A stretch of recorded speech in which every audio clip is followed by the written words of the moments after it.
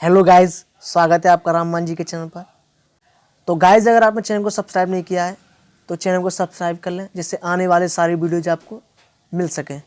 तो दोस्तों, जैसा कि आपको पता है, हमारे प्रीवियस ईयर क्वेश्चनों की सीरीज चल रही है और ये आपका पॉलिटी का नेक्स्ट पार्ट है। चलिए क्वेश्चनों को स्टार्ट करते हैं। हमारा पहला क्वेश्चन है, संसद के दोनों सदनों के बीच गतिरोध की स्थिति में संयुक्त अधिवेशन की अध्यक्षता कौन करता है? लोकसभा के वरिष्ठतम सदस्य, राष्ट्रपति, लोकसभा अध्यक्ष या उपराष्ट्रपति? बताइए, संसद के दोनों सदनों के बीच गतिरोध की स्थिति में संयुक्त अधिवेशन की अध्यक्षता कौन करता है? तो लोकसभा अध्यक्ष। C is right option. Next question है, प्रत्येक 6 महीने में संसद की स्वीकृति लेकर राष्ट्रपति शासन अधिकतम कितने समय के लिए बढ़ाया जा सकता है? 6 महीने, 1 साल, 2 साल, 3 साल?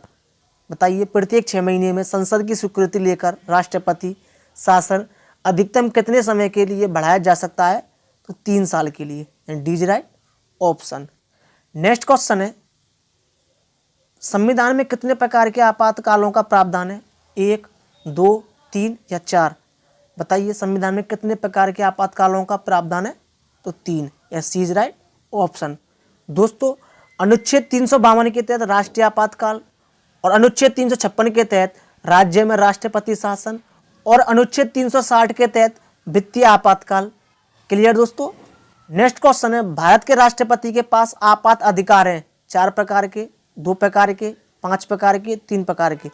मतलब भारत के राष्ट्रपति के पास आपात अधिकार हैं 3 प्रकार के। D is right option. तो नेक्स्ट क्वेश्चन है, भारत में राष्ट्रपति कितनी बार वित्तीय आपात स्थिति की घोषणा कर चुके हैं? कभी नहीं, 2 बार, 3 बार, 1 बार? बताइए, भारत में राष्ट्रपति कितनी बार वित्तीय आपातकाल की स्थिति घोषणा कर चुके हैं? तो कभी नहीं, यानी कि इसका प्रयोग अभी तक नहीं हुआ है। Is right option. Next question है, राष्ट्रपति को किस अनुच्छेद के अंतर्गत यह अधिकार प्राप्त है कि वे वित्तीय आपातकाल लागू कर सकते हैं या कर दें? अनुच्छेद 360, अनुच्छेद 356, अनुच्छेद 364, अनुच्छेद 352? बताइए, राष्ट्रपति को किस अनुच्छेद के अंतर्गत यह अधिकार प्राप्त है कि वे वित्तीय आपातकाल लागू कर दें?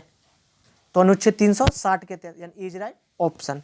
नेक्स्ट क्वेश्चन है, किस अनुच्छेद का उपयोग करके भारत के राष्ट्रपति वित्तीय आपातकाल को घोषित कर सकते हैं?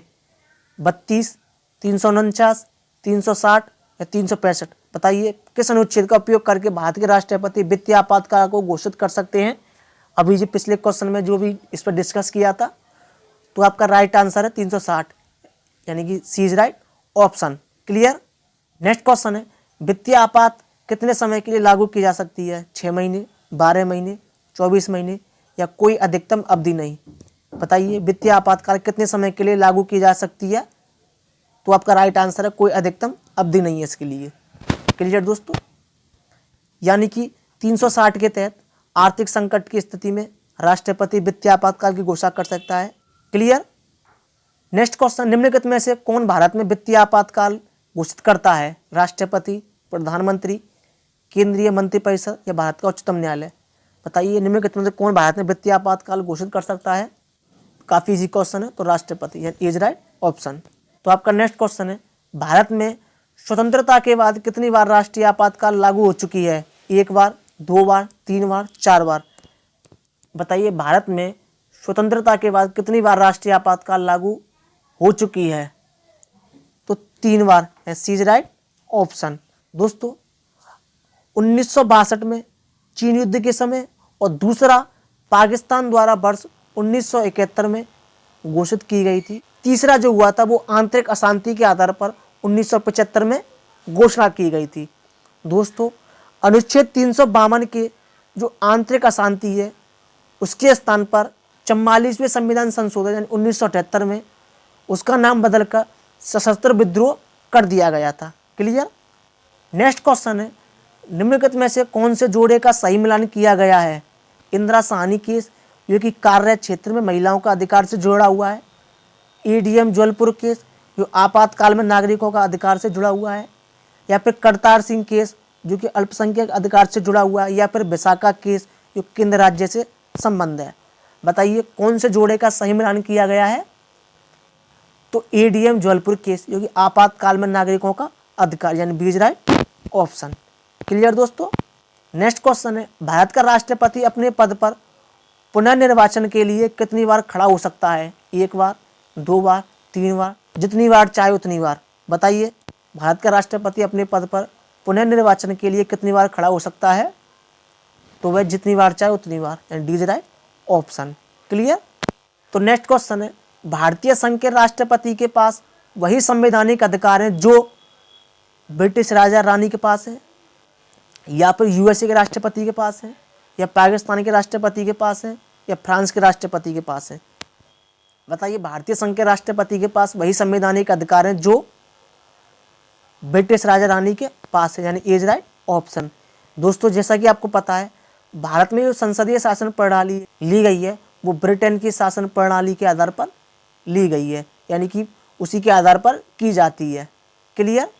नेक्स्ट क्वेश्चन है, राष्ट्रपति का अध्यादेश कितनी अवधि के लिए लागू रहता है? 3 महीने, 6 महीने, 9 महीने या अनिश्चित काल के लिए? बताइए, राष्ट्रपति का अध्यादेश कितनी अवधि के लिए लागू रहता है? तो 6 महीने, यानी बी इज राइट ऑप्शन। दोस्तों, अनुच्छेद 123 के तहत संसद के सत्र में न रहने की स्थिति में राष्ट्रपति किसी भी तत्काल आवश्यकता के संदर्भ में अध्यादेश जारी कर सकता है, और राष्ट्रपति द्वारा इस प्रकार जारी अध्यादेश को 6 महीने के लिए लागू किया जा सकता है। क्लियर? नेक्स्ट क्वेश्चन है, भारत सरकार का संवैधानिक अध्यक्ष कौन है? राष्ट्रपति, प्रधानमंत्री, भारत का मुख्य न्यायाधीश या महान्यायवादी? बताइए, भारत सरकार का संवैधानिक अध्यक्ष कौन है? तो राष्ट्रपति, यानी इज राइट ऑप्शन। काफ़ी इजी क्वेश्चन था। तो दोस्तों, ये था आज का लास्ट क्वेश्चन। ये सभी प्रीवियस क्वेश्चन है दोस्तों, जो हर किसी एग्जाम के लिए काफ़ी ज़्यादा हेल्पफुल साबित होंगे। तो मिलते हैं नेक्स्ट सेशन में नेक्स्ट वीडियो के साथ। तब तक के लिए धन्यवाद।